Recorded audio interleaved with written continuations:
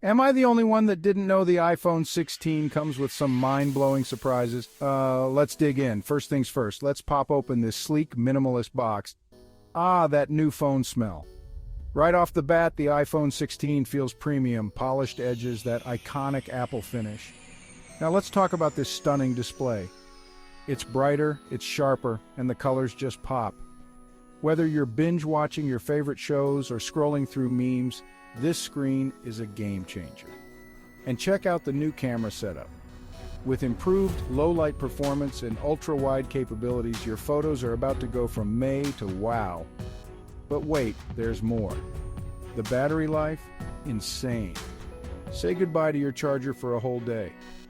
And the new A17 chip? Smooth like butter.